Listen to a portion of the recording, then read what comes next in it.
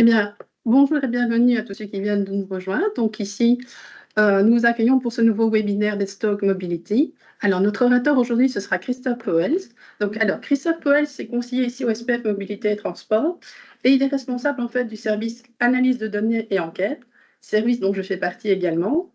Et donc, notre service, en fait, il organise des enquêtes de mobilité au niveau fédéral. On exploite aussi d'autres sources de données et un de nos objectifs, c'est de mieux comprendre en fait les pratiques de mobilité en Belgique. Et une des questions qui nous intéresse, c'est notamment de savoir comment les Belges se déplacent au quotidien. Alors ça, c'est l'objet en fait de la nouvelle grande enquête que nous venons en fait de publier et qui va vous être présentée par Christophe. Et donc, elle vous permettra en fait d'avoir un éclairage assez intéressant sur les habitudes de déplacement en Belgique. Alors, les résultats que Christophe va vous présenter en fait vous permettent d'avoir une bonne vue en fait sur la mobilité des Belges aujourd'hui. Alors, petite information pratique. Donc ici, Christophe va nous présenter les résultats de l'enquête et vous pourrez poser vos questions à la suite. Donc, vous pouvez le faire via le chat qui est intégré ici au webinaire et je relayerai vos questions alors vers Christophe par la suite. Christophe, je te cède la parole. Oui, bonjour à toutes et à tous. Merci Sabine pour l'introduction. Il y aura deux parties. Je vais d'abord présenter le contexte, la méthodologie. Dans le cas de cette enquête, la méthodologie est quand même assez importante. Je ne vais pas trop m'attarder dessus, mais je dois quand même un petit peu expliquer certaines choses. Et puis après, je vais présenter les résultats, disons, les plus importants. Donc, on a publié ce rapport il y a maintenant 3 semaines. Je ne vais pas tout montrer, mais je vais montrer les résultats qui me semblent les plus importants. Et puis, donc, vous avez l'occasion de poser des questions. Alors, au niveau du contexte, la question, c'est comment se déplacent les Belges. Donc, une question qui a l'air assez simple. En fait, c'est une question à laquelle il est difficile de répondre. Donc, avoir des informations générales sur la mobilité des Belges, c'est pas très compliqué. On peut demander aux gens s'ils utilisent parfois le vélo, parfois la voiture. Mais si on veut vraiment avoir une information précise sur la répartition modale, donc les modes de déplacement utilisés pour chaque déplacement, pour chaque kilomètre parcouru, ça demande de réaliser des enquêtes qui sont assez compliquées. Et donc, au niveau national, au niveau fédéral, il y avait eu jusqu'à présent 3 grandes enquêtes. Une première, Mobile, fin des années 90, puis Beldam en 2010 et Monitor en 2017, chacune avec leur spécificité. Mobile et Beldam réunissaient pas mal d'acteurs, y compris académiques. Monitor était le fruit d'une collaboration entre le SPF Mobilité et l'Institut VIAS. Voilà. Parallèlement, il y a également en Flandre et à Bruxelles des enquêtes équivalentes qui sont menées. Donc la Flandre réalise depuis les années 90 l'OVG, Onderzoek-Verplaatsingsgedrag, donc enquête sur les comportements de déplacement.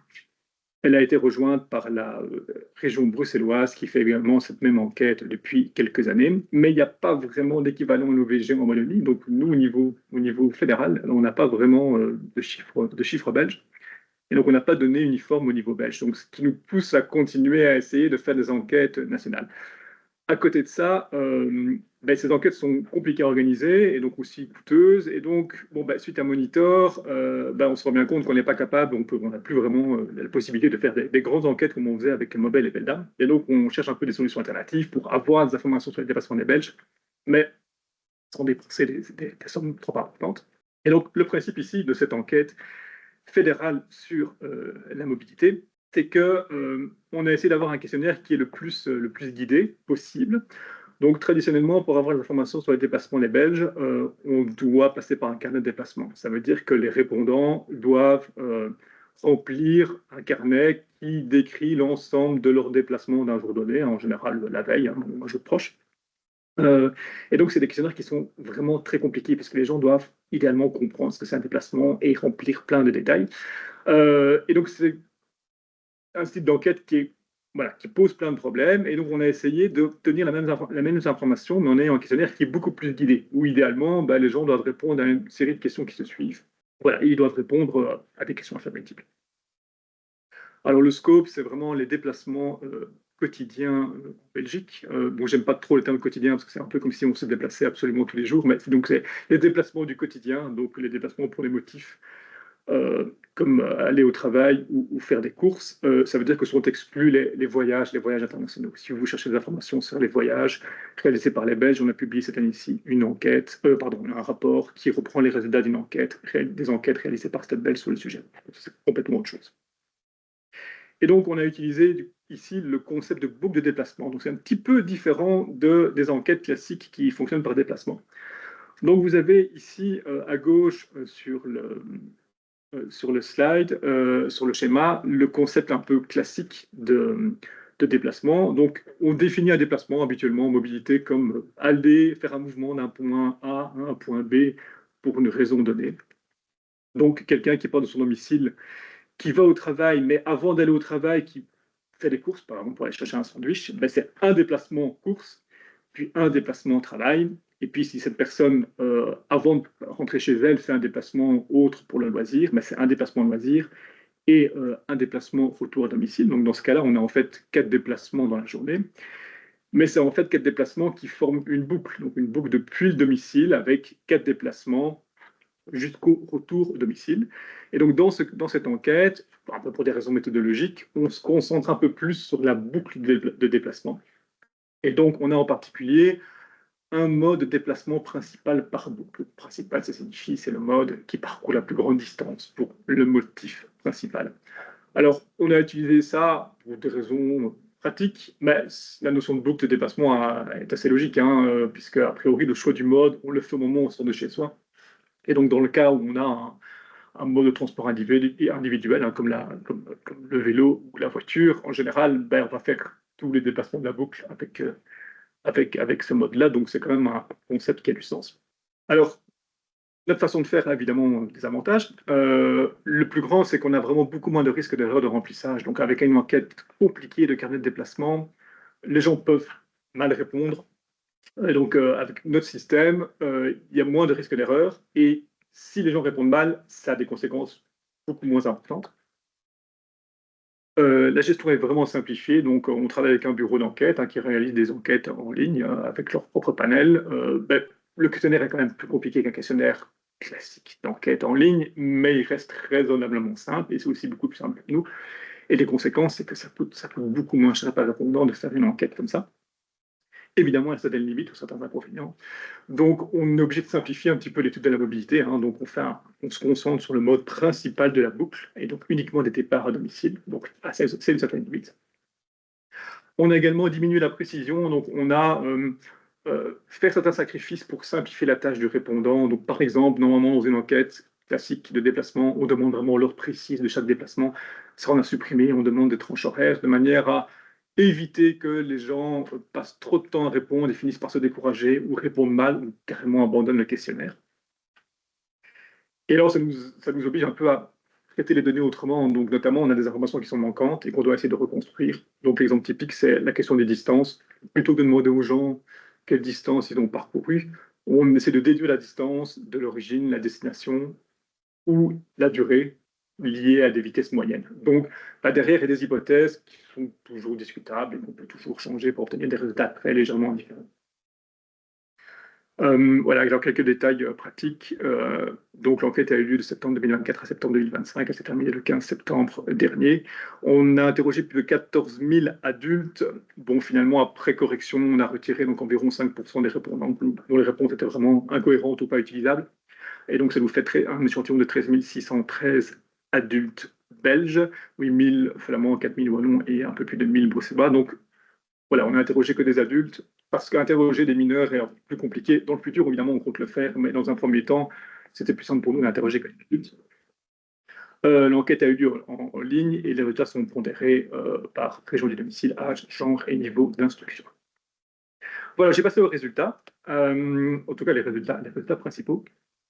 Alors, c'est un peu traditionnel dans ce type d'enquête de commencer par les statistiques sur le nombre de personnes mobiles et le nombre de déplacements. Donc, le pourcentage de personnes mobiles, donc c'est le pourcentage de gens qui se sont déplacés le jour donné, donc qui sont au moins sortis de chez eux. Donc là, on a un total dans notre enquête de 84%.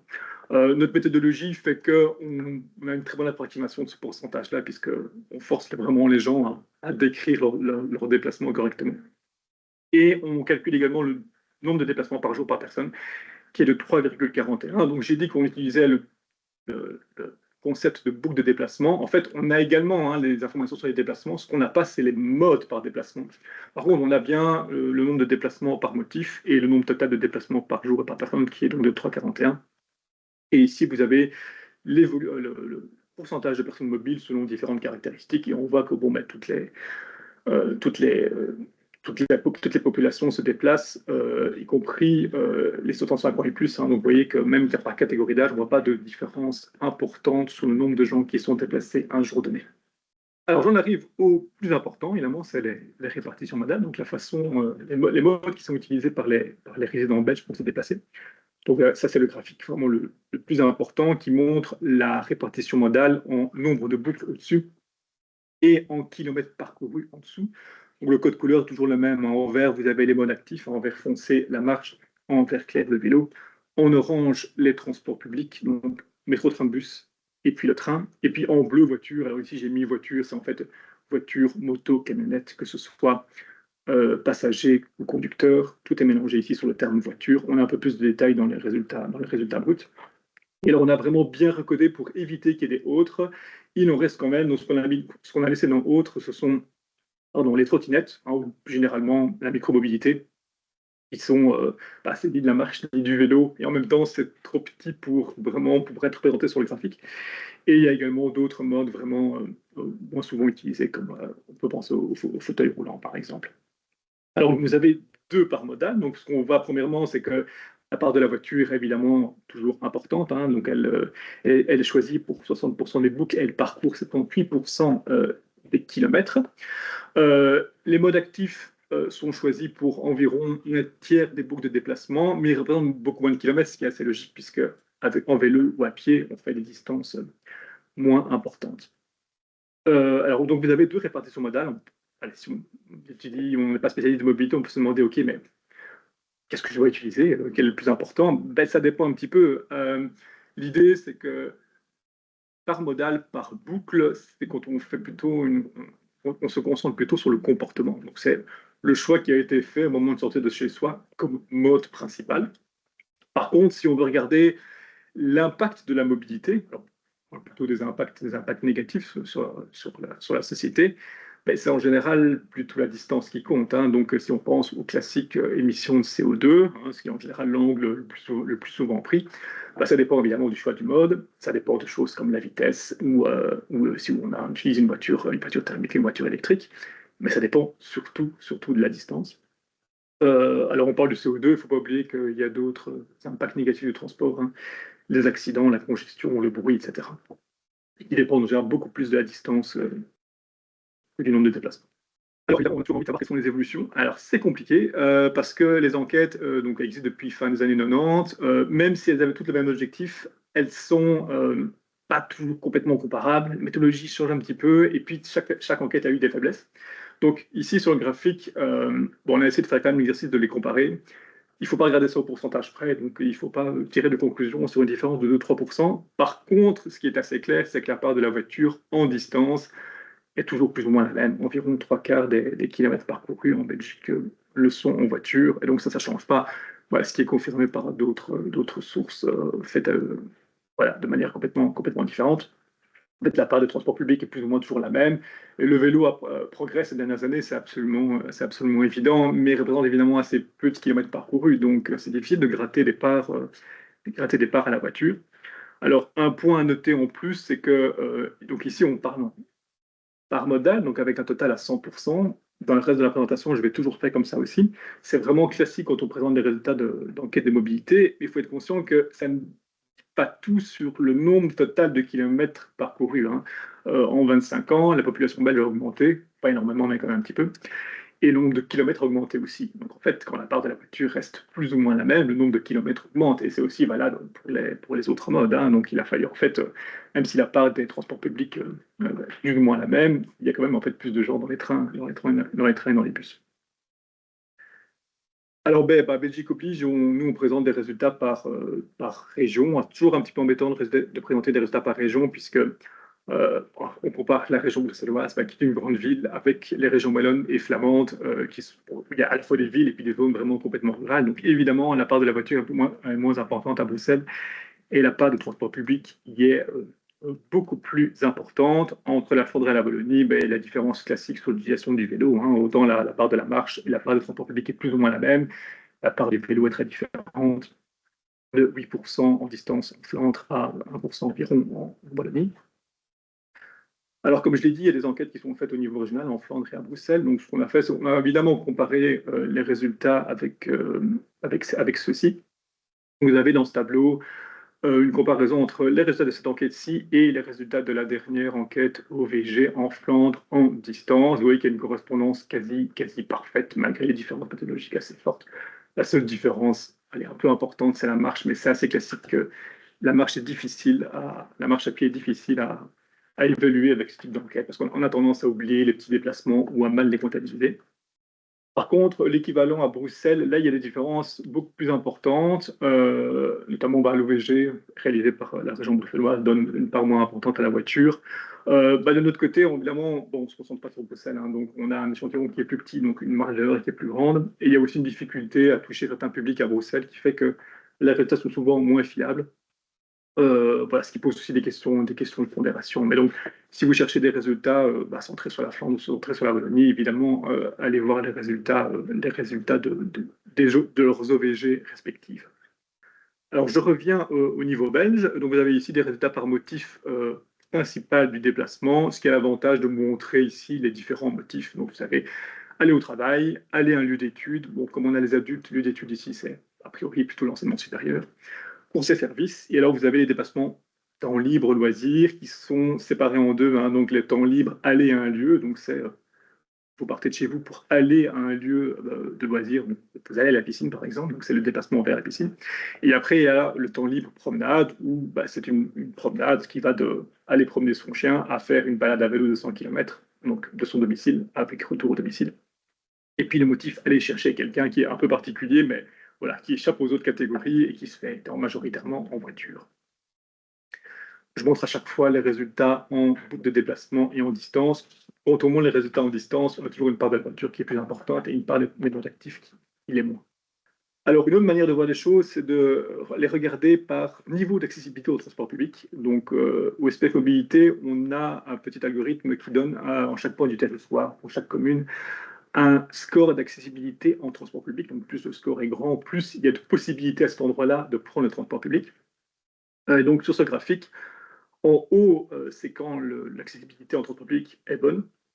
En bas, elle est mauvaise. Le graphique de gauche montre les parts modales en fonction de l'accessibilité au lieu de domicile. Et le graphique de droite montre les parts modales en fonction de l'accessibilité au lieu de destination. Alors, ici, deux conclusions. D'abord, plus l'accessibilité est bonne, plus les gens utilisent les transports publics. Bon, ça sonne comme une lapalissade, mais quand on voit le graphique, la différence est très très forte, hein, en particulier au niveau 1, donc les zones les moins accessibles, la part de transport public est vraiment microscopique, pratiquement nulle. C'est vraiment des endroits où c'est juste pas possible de prendre le transport public. Et alors la deuxième conclusion, c'est qu'on voit que l'accessibilité au lieu de destination est plus importante que l'accessibilité au lieu de domicile, en particulier pour le train. Vous avez ici un 13% au lieu de destination et un 3% au lieu de domicile. Et c'est assez logique, quand on utilise le train, c'est beaucoup plus important d'avoir une bonne desserte à l'arrivée qu'au départ, puisqu'au départ, depuis chez soi, on peut toujours atteindre une gare qui est un peu plus loin, à vélo ou en voiture, tandis que à l'origine, à la destination, pardon, ça va être plus compliqué. On a souvent, on n'a pas de voiture à la destination, bien il faut venir nous chercher, et on n'a pas de vélo non plus à disposition. Alors ceci ne vient pas de l'enquête, mais c'est juste pour illustrer le score d'accessibilité qu'on calcule, qui montre plus le point ici est foncé, plus l'accessibilité en transport public est importante. Alors une manière de montrer les résultats, c'est de le faire par catégorie de distance. Donc, vous avez ici les parts modales, le nombre de boucles par catégorie de distance. Vous avez pour les boucles de déplacement avec un parcours aller de moins de 5 km, on a les modes actifs qui représentent plus de 50% des choix. Et évidemment, la part des modes actifs diminue avec la distance, hein, et donc à partir de 15 km, la marche n'est plus du tout une option. Le vélo l'est encore, mais seulement pour une partie des gens et pour une partie des déplacements. Les déplacements en métro, tram et bus sont plutôt forts entre 5 et 15 km, avant de diminuer, c'est assez logique. Et alors pour le train, c'est l'inverse, hein, donc en dessous de 15 km, le train est en général pas une option, hein, pas une bonne option. Et puis après, sa part modale augmente avec la distance jusqu'à atteindre 19% des boucles à partir de 50 km. Et la conséquence de ça, c'est la part modale de la voiture. Et la part modale de la voiture, elle est la plus importante plus ou moins entre 15 et 30 km, où elle atteint 88% des boucles. En fait, des distances où les modes actifs, c'est des distances qui sont trop grandes pour les modes actifs, donc on peut utiliser le vélo, mais c'est pas facile, et qui sont pas assez grandes pour que le train soit vraiment concurrentiel. Et enfin, donc, dernière manière que je voulais utiliser ici pour présenter les résultats, c'est selon le type de flux, le type de relation spatiale. Donc, on a divisé chaque déplacement, chaque boucle de déplacement en 6 catégories. Donc, les déplacements qui sont dans la même ville ou dans la même commune. Donc, ici, la différence entre les deux, c'est que, voilà, donc, dans la même ville, on utilise un concept d'Eurostat, le degré d'urbanisation. Donc, les villes sont définies avec des critères objectifs. Donc, en Belgique, c'est en gros les 10 plus grandes villes et puis les communes autour qui sont suffisamment denses. Donc, ces deux flux-là différents, ces deux types de flux-là sont des flux avec des déplacements avec des petites distances. Puis vous avez des déplacements vers une ville et depuis une ville. Donc, vers une ville, c'est donc les gens qui habitent dans une zone moins dense, une zone rurale, et qui vont vers une ville. Depuis une ville, c'est l'inverse, les gens qui habitent dans une ville et qui vont vers l'extérieur. Puis vous avez les déplacements entre deux villes, où et l'origine et la destination sont une ville, en tout cas au sens européen. Et puis, il y a le reste, donc les déplacements qui sont en dehors des villes et dans des communes différentes. Alors, on a évidemment envie de savoir ce que représentent ces différents flux sur l'ensemble des déplacements, et c'est illustré par ce graphique-ci. Donc, à gauche, vous avez en nombre de boucles, et à droite, en distance parcourue, l'importance de ces différents flux. Donc, vous avez ces petits déplacements dans la même ville ou dans la même commune, ils représentent une grande majorité des boucles, 30 et 35%, mais une distance moins importante, évidemment, puisque c'est des déplacements qui sont plutôt plus petits. Vous avez les déplacements entre deux villes, ce qui représente très peu de déplacements, un peu plus de distance, mais quand même que 6% des distances parcourues. Et puis vous avez ces derniers déplacements en dehors des villes, dans les zones rurales, qui représentent 20% des boucles, mais 34%, donc plus d'un tiers des kilomètres parcourus. Alors qu'est-ce que ça donne au niveau des parts modales Donc vous avez ici en nombre de boucles. Donc pour les déplacements au sein de la même ville ou dans la même commune, vous avez évidemment une importance de l'utilisation des modes actifs. La différence entre une ville et une petite commune, ça va être l'utilisation des transports publics. Donc dans une ville, les transports publics sont en général une option satisfaisante. Puis les distances sont aussi un petit peu plus grandes dans une grande ville, donc le bus a plus de sens.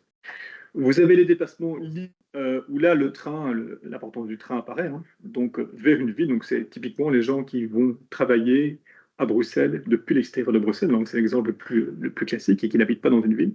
Où là, on a quand même 11% des boucles. Pour 11% des boucles, les gens choisissent le train. Vous avez des déplacements entre deux villes où là, le train est l'alternative principale à la voiture avec 36% des boucles. Et puis, vous me voyez venir, vous avez le reste, donc dans les zones rurales, où là, la voiture est pratiquement la seule option. Donc, c'est le type de déplacement où les transports publics sont presque jamais une option. Donc, on n'est pratiquement pas sur les graphiques. Et la seule alternative à la voiture, ça va être le vélo, à condition que la distance ne soit pas très importante. Ici, on peut avoir des déplacements d'une commune à une commune limitrophe, donc avec seulement quelques kilomètres à faire. Mais dans beaucoup de cas, juste la voiture va être la seule option. Alors, ceci, c'est en grand nombre de boucles, et je vais passer maintenant ici en distance. Donc, la part de la voiture augmente un petit peu partout, et donc vous avez ici ce 93% pour ce déplacement en zone rurale, 93% des kilomètres qui sont faits en voiture. Alors, vous faites évidemment le lien avec les graphiques, les deux camemberts que j'ai montrés, qui montrent l'importance de ces différents flux. Donc ici, tout est mis à 100%, donc on ne s'en rend pas compte, mais ces différents types de flux ont une importance différente, et si on le transforme on transforme ce graphique en montrant l'importance de ces différents flux en distance parcourue, on obtient quelque chose comme ça. Donc il donne une meilleure idée des déplacements des Belges. Donc ici, vous avez vraiment 100% des kilomètres parcourus par les Belges divisés en différents types de flux et en mode de transport. Là, vous avez ces fameux déplacements entre deux villes où le train est très fort, mais qui représentent assez peu de kilomètres parcourus. Donc au total, ça fait 2% de l'ensemble des kilomètres parcourus par les Belges qui le sont en train entre deux villes.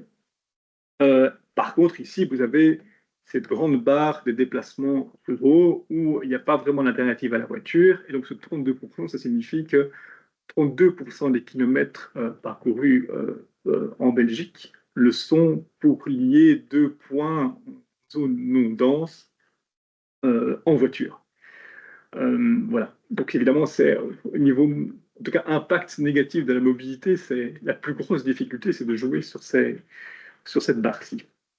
Voilà, j'ai montré les résultats principaux que je voulais montrer. Vous avez accès évidemment au rapport où il y a d'autres graphiques et on peut évidemment toujours creuser plus. Avant de passer aux questions, j'avais juste encore 2 points à dire au niveau des prochaines étapes. Donc au niveau de la méthodologie, euh, donc comme je l'ai dit, on calcule un petit peu la distance au bas de différentes hypothèses. Pour ça, on a utilisé des vitesses moyennes. Je pense qu'il y a moyen de faire mieux, mais ça demande d'utiliser d'autres sources. Donc voilà, j'aimerais bien creuser un petit peu ça dans le futur.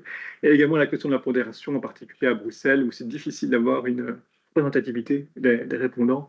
Et donc la question se pose sur est-ce qu'on ne doit pas pondérer en fonction d'autres critères. Donc c'est une discussion un petit peu technique qu'il faut avoir. Et alors évidemment, bon, on va faire une prochaine édition. On va faire une prochaine édition à partir de l'année prochaine où on va étendre cette enquête-là et ce principe-là également aux enfants pour avoir une vue complète de l'ensemble des Belges.